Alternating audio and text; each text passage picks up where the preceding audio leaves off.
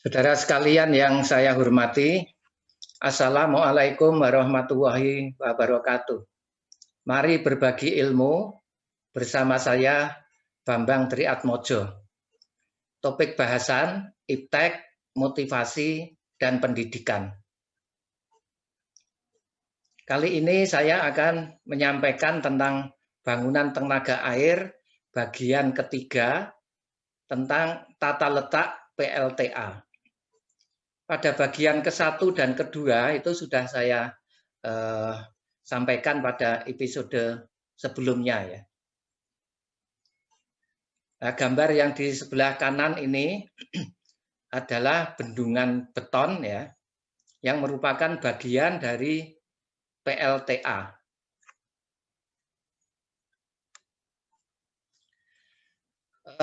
Berikut saya jelaskan tentang tata letak PLTA ya. Jadi gambar ini adalah peta kontur yang dihasilkan oleh survei topografi. Jadi ini sungainya ya, ini sungai. Ini adalah sungai. Kemudian di sini ada kontur ya, garis-garis kontur. Jadi misalkan ini garis kontur 700 meter, ini garis kontur 650 meter. Ini garis kontur 600 sampai sini ya. Dan seterusnya. Garis kontur itu adalah garis yang menunjukkan titik-titik dengan elevasi lahan yang sama. Nah, ini ada 550, 500 sampai 300 di sini. Nah, dari peta ini itu kita bisa menginterpretasikan ya, yaitu bahwa pada peta kontur yang rapat, misalkan ini ya, ini kan rapat ini. Ini menunjukkan bahwa daerah ini itu kemiringannya curam atau terjal ya, dan terdapat perbedaan elevasi yang cukup besar yang nantinya kita gunakan untuk mendapatkan head dari rumus daya listrik yang dibangkitkan yaitu P sama dengan 9,81 kH eta. Hanya adalah perbedaan elevasi di sini dan di sini. Kemudian di sini juga ada kontur yang relatif rapat juga. Nah, ini juga ada perbedaan elevasi lahan yang cukup besar. Jadi misalkan ini elevasi 450, di sini 300 ya. 300, jadi ada perbedaan elevasi sekitar 150 meter. Nah, itu yang nanti kita manfaatkan untuk mendapatkan head ya. Nah, kita akan membuat bangunan PLTA seperti ini. Jadi di sini kita buat bendung. Kemudian air sungai ini kita alihkan melalui intake, kemudian masuk ke saluran pembawa. Nah, di sini ada kolam penangkap pasir. Jadi saluran pembawanya kita bawa ke sini ya, kemudian di sini ada kolam penenang atau 4B. Nah, kemudian air dari kolam penenang kita alirkan melalui penstock untuk memutar turbin di PLTA 1, Powerhouse 1. Nah, air tidak langsung setelah memutar turbin, air tidak langsung kita buang ke sungai, tapi kita alirkan ke sini. Nah, kita alirkan ke sini, kemudian masuk ke terowongan di sini. Ini ada terowongan. Nah, kemudian di sini ada charge tank. Kemudian penstock lagi memutar turbin di PLTA 2. Nah, kira-kira seperti itu. Kita manfaatkan daerah yang terjal di sini dan di sini. Nah, kalau kita gambar tampang memanjang waterway-nya, itu di sini ada bendung ya. Kemudian ada intake, air masuk ke saluran pembawa. Di sini ada kolam penangkap pasir. Saluran pembawa ke sini, kemudian ditampung di kolam tandu atau kolam penenang atau 4B ya. Nah, dari kolam penenang itu air dimasukkan melalui penstock, kemudian memutar turbin di PLTA 1. Nah, setelah memutar turbin, air dikeluarkan, kemudian dimanfaatkan lagi, kita masukkan ke terowongan headrest tunnel ya, terowongan pembawa, kemudian masuk ke penstock. Kemudian memutar turbin di PLTA 2. Nah, antara headrest tunnel yang terbuat dari beton bertulang dan penstock yang terbuat dari baja cukup tebal ya, itu dibuat charge tank. Nah, kemudian kita akan melihat beberapa fasilitas yang ada di sini ya. Jadi ada bendung, intake, saluran pembawa, ini kolam penangkap pasir, kemudian kolam penenang, penstock, powerhouse, tail race, kemudian ke sini ya. Nah, kita akan melihat fasilitas atau bangunan yang ada di sini. Bagian hulu itu ada bendung, jadi ini sungainya ya. Ini sungai. Nah, kemudian kita buat bendung di sini. Dengan adanya bendung, ini air tidak mengalir ke sini, tapi dialihkan masuk ke intake ini. Ini ada intake. Kemudian masuk ke saluran pembawa. Nah, ini bentuk intake-nya ya. Bendungnya bentuknya seperti ini. Bendung, nah kemudian ada intake, nah, air masuk ke intake ini.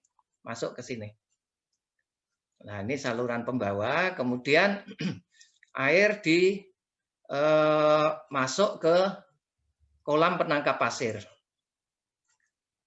Nah, sekarang kita lihat yang ini dulu, ini sungai. Jadi ini sungainya ya, ini sungai. Kemudian ada bendung di sini. Nah, karena ada bendung, air belok ke sini. Masuk ke intake, kemudian saluran ke saluran pembawa. Nah, bentuk saluran atau kolam penangkap pasir atau sand trap itu seperti ini. Jadi kita buat salurannya yang lebar supaya kecepatan aliran di sini kecil. Nah, karena kecepatan aliran kecil, maka pasir, butiran pasir itu akan mengendap di sini. Nah, setelah pasir mengendap, kemudian dialirkan ke saluran pembawa. Jadi pasir ini harus diendapkan dulu karena butiran pasir kalau tidak diendapkan ya, butiran pasir kalau nanti sampai ke penstock, ke turbin itu bisa merusak turbin. Butiran pasir yang keras itu ya menghantam turbin, nanti turbinnya bisa rusak. Oleh karena itu kita endapkan di sini, kemudian setelah air relatif jernih baru dialirkan ke saluran pembawa. Nah, ini saluran pembawa. Nah, umumnya saluran pembawa itu berada di tebing jurang ya, tebing lahan ya. Jadi ini misalkan kemiringan lahannya semula adalah ini. Kemiringan lahannya semula ini, kemudian kita gali ya, kita buat saluran pembawa seperti ini. Nah, ini saluran pembawa, ini fotonya ya, ini kira-kira saluran pembawa. Nah, ini jurang ya. Tebing curam ini ya. Nah, kemudian di bawah ini jurang lagi ini. Ini terus jurang lagi. Ini saluran pembawa. Nah, setelah saluran pembawa, kemudian nanti ini saluran pembawa ya, masuk ke kolam penenang. Nah, ini kolam penenangnya. Nah, ini gambar denahnya ya, ini saluran pembawa, kemudian masuk ke kolam penenang. Nah, kemudian ini penstocknya. Dari kolam penenang, air dimasukkan melalui penstock, nanti ke turbin ya. Nah, ini kalau kita lihat tampangnya, saluran penenang, nah ini penstocknya. Nah, ini contoh bangunan kolam penenang ini. Jadi bentuknya seperti ini ya. Jadi saluran pembawanya dari sini. Masuk ke kolam penenang, kemudian di sini ada penstock.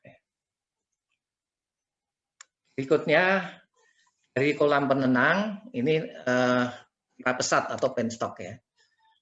Dari kolam penenang, air kita masukkan ke penstock ini. Nah, ini penstocknya seperti ini. Nah, ini daerahnya lahannya terjal ya. Nah, kemudian masuk ke turbin di sini, powerhouse-nya ini.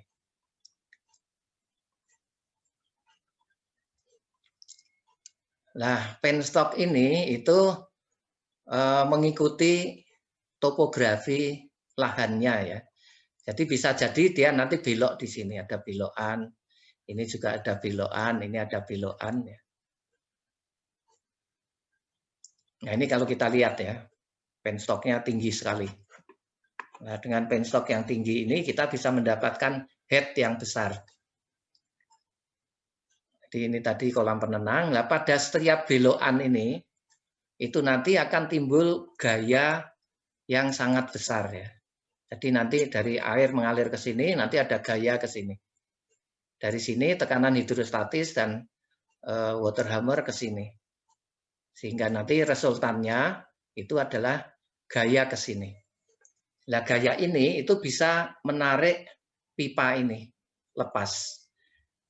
Nah, supaya pipa tidak lepas, tidak tertarik ke sana, itu kita beri blok angker ini. Jadi pada belokan-belokan itu kita pasang blok angker yang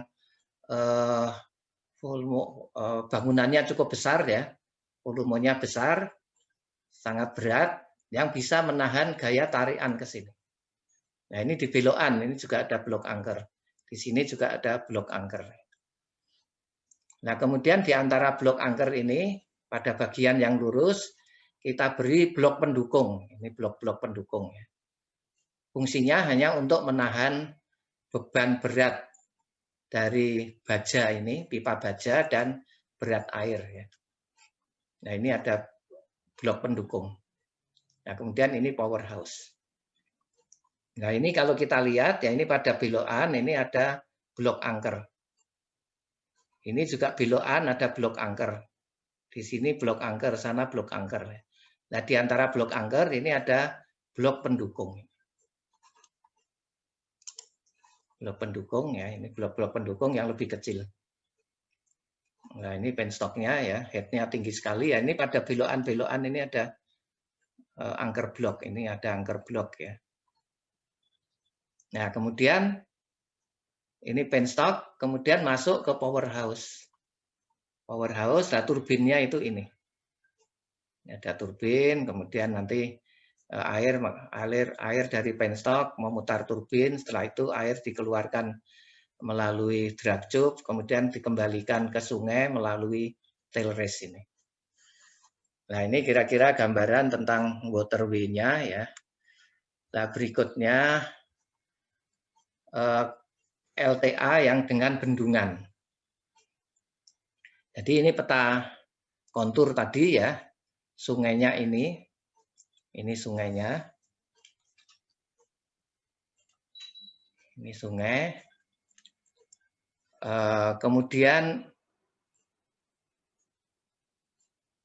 fasilitas bendungan ini adalah tubuh bendungannya yang warnanya merah, arsir merah. Ini adalah tubuh bendungan ya. Kemudian ada fasilitas pendukung, ada spillway. Nah, jadi ini spillway-nya. Spillway ini fungsinya untuk mengeluarkan debit banjir.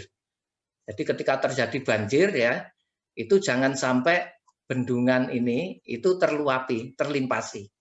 Karena kalau sampai air itu melimpas di atas bendungan Urugan ini, bendungannya nanti bisa runtuh, tererosi ya. Bisa runtuh. Nah, untuk itu supaya tidak melimpas, air banjir kita lewatkan melalui spillway. Spillway, kemudian ada waterway, waterway ini.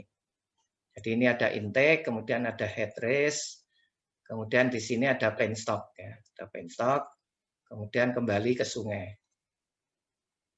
Ada terowong pengelak. Nah, terowong pengelak itu ini. Fungsi dari terowong pengelak itu adalah untuk mengalihkan air sungai pada saat pelaksanaan pembangunan bendungan. Jadi pada saat pembangunan bendungan, itu daerah ini atau lokasi ini itu harus kering ya, harus kering. Nggak boleh ada air. Nah, supaya kering itu air kita lewatkan ke terowongan pengelak. Nah, agar air masuk ke terowongan, di sini dibuat, mungkin di sini apa ya, ini ada yang namanya cover dam atau bendungan pengelak. Jadi di sini ditutup sehingga air sungai tidak ngalir ke sini, tapi dia belok ke sini. Masuk ke terowongan, kemudian dibuang ke sungai. Nah, di sini juga ada cover dam lagi. Ini cover dam hulu, ini cover dam hilir. Jadi kira-kira seperti itu ya. Nah, waterway-nya ini di sini ada intake, headrest tunnel, kemudian ada penstock, ada draft tube, ada tail race ya. Nah, ini kira-kira bentuk atau layout PLTA dengan bendungan. Nah, sekarang saya jelaskan tentang waterway ya. Waterway itu fungsinya adalah untuk mengalirkan air dari waduk menuju turbin. Pada operasional PLTA, apabila katup turbin ditutup secara mendadak, akan terjadi fenomena water hammer. Jadi tadi sudah saya jelaskan, ini saya jelaskan lebih detail lagi ya. Nah, akan terjadi gelombang tekanan yang menjalar ke hulu. Nah, kalau penstock itu didesain mampu menahan tekanan yang tinggi. Dia terbuat dari baja yang cukup tebal. Tetapi headrest tunnel itu dari beton bertulang yang tidak bisa menahan tegangan tarik. Atau tegangan tariknya kecil. Nah, untuk itu dibuat SARS tank yang fungsinya adalah untuk melepas tekanan. Sehingga tekanan di headrest itu berkurang. Jadi penjelasannya seperti ini ya. Jadi ini waduk, air dialirkan melalui penstock, headrest tunnel ya, terowong pembawa, kemudian masuk ke penstock, kecepatan tinggi. Ini ada katup, ini turbin. Nah, kalau karena mungkin ada sesuatu hal, turbin ini katupnya ditutup secara mendadak, maka air yang kecepatannya semula tinggi, tiba-tiba menjadi 0. Sehingga akan terjadi tumbuhan di sini. Nah, tumbuhan ini menyebabkan terjadinya gelombang tekanan yang menjalar ke hulu. Nah, kalau misalkan tidak ada headrest, gelombang tekanan ini akan diteruskan ke headrest tunnel, terowong pembawa. Padahal terowong pembawa ini terbuat dari beton yang tidak mampu menahan tekanan yang sangat tinggi. Nah, untuk itu dibuat SARS tank ini yang fungsinya adalah untuk melepas tekanan. Jadi gelombang tekanan yang menjalar ke sini, kemudian dilepas di sini. Sehingga air nanti akan naik ya ke sini. Tetapi dampaknya gelombang tekanan yang di headrest tunnel ini sudah kecil. Ini saya kira fungsi SARS tank ya, yang tadi juga sudah saya jelaskan. Ini saya jelaskan lebih detail ya. Jadi saya jelaskan tadi ibaratnya kereta api ya, kereta api melaju dengan kecepatan tinggi, tiba-tiba menabrak sesuatu sehingga kecepatannya 0, sehingga timbul tumbuhan di sini. Nah, tumbuhan itu akan menjalar ke gerbong di belakangnya. Nah, kemudian mengenai tipe turbin.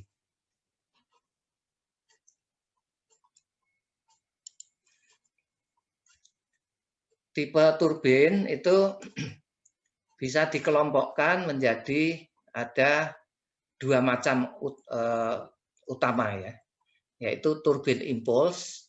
Nah, turbin impulse ini jenisnya ada Pelton, ada cross flow, ada turgo. Ya. Kemudian yang kedua adalah turbin reaksi. Ini jenisnya ada turbin Francis dan Kaplan. Nah, yang turbin Pelton misalkan ya, impuls yang tipe Pelton, itu kira-kira gambarnya seperti ini. Jadi ini waduk ya, kemudian air dialirkan melalui penstock. Kemudian di sini ada pengecilan tampang atau namanya curat ya. Nah, karena ada pengecilan tampang ini, kecepatan pancaran ini akan tinggi. Jadi air memancar dari pipa ini ya, karena ada head ya. Air memancar dengan kecepatan tinggi, nah pancaran air itu memutar turbin. Jadi ini seperti kincir air, ini roda tapi di sekelilingnya dibuat mangkok-mangkok gitu. Nah, pancaran air itu menghantam mangkok sehingga roda ini berputar, turbin berputar. Nah, poros turbin yang berputar ini dihubungkan dengan generator yang ada di sebelah sana. Nah, ini contoh ya PLTA dengan turbin dari Pelton. Nah, ini ya, ini rodanya dia terbuat dari mangkok-mangkok yang ada di sekeliling roda ini.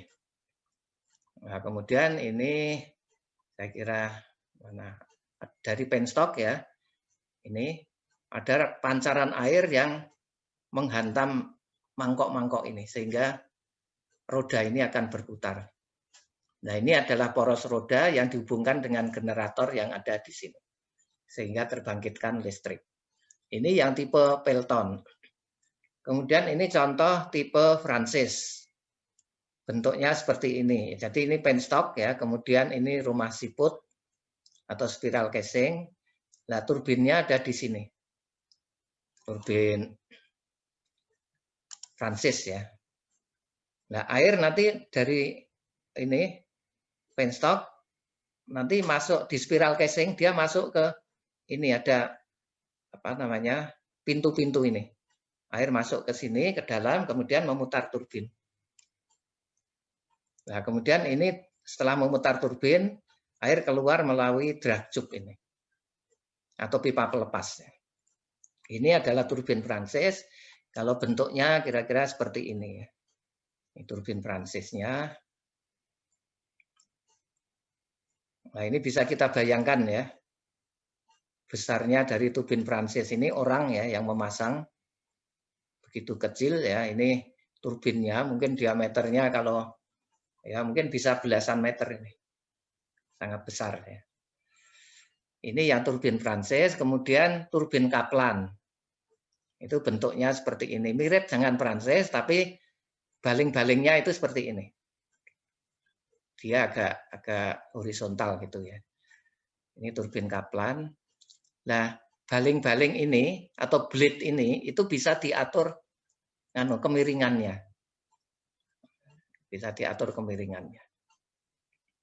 Ini turbin Kaplan ya.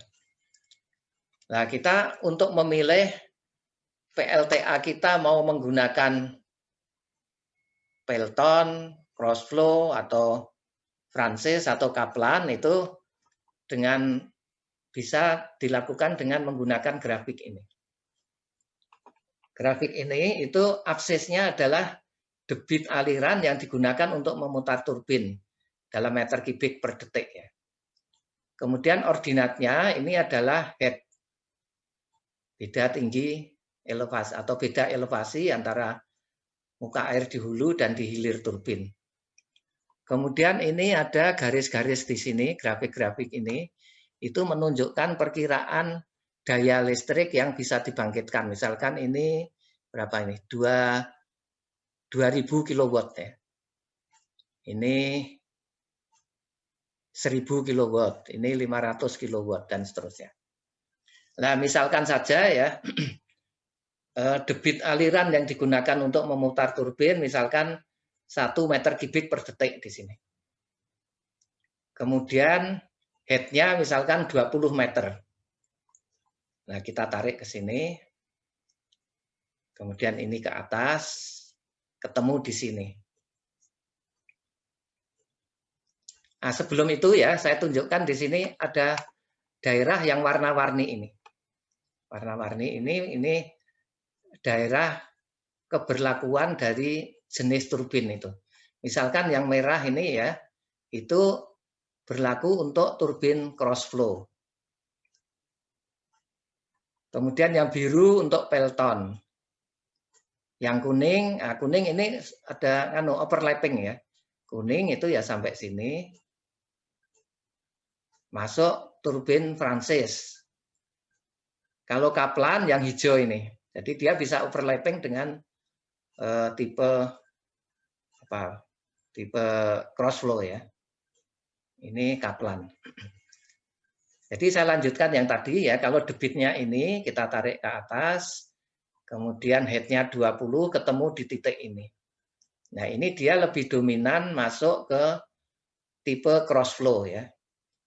Cross flow, dan perkiraan daya yang dibangkitkan itu di sini ada 100 kW, ini ada 200, ya kira-kira 150 kW. Nah, ini cara memilih turbinnya ya. Kalau misalkan debitnya 0,1 meter kubik per detik, tapi headnya tinggi 200 meter. Nah, dia masuk di daerah biru, yaitu daerahnya Pelton. Nah, kita pilih tipe Pelton. Nah, kalau debitnya 10 meter kubik per detik, headnya hanya 5 meter. Nah, ketemu di sini, dia lebih dominan ke turbin Kaplan. Nah, ini cara menentukan turbin. Nah, dari sini itu kita bisa menyimpulkan ya bahwa untuk di daerah hilir atau misalkan PLTA-nya berada di sungai, itu biasanya debitnya besar, tetapi headnya kecil. Nah, itu kita cocoknya memilih turbin Kaplan seperti ini. Tapi kalau di daerah hulu sungai, di mana debitnya kecil, tetapi headnya tinggi, itu lebih cocok Pelton. Nah, yang kalau Francis ini ya sedang ya, debit ya sedang, headnya juga sedang, itu masuk ke Francis. Saya kira itu untuk memilih tipe turbin, sampaikan. Mohon jangan lupa untuk subscribe dan mohon bisa di-share ke teman-teman ya. Semoga bermanfaat apa yang saya sampaikan ini. Dan terima kasih. Wassalamualaikum warahmatullahi wabarakatuh.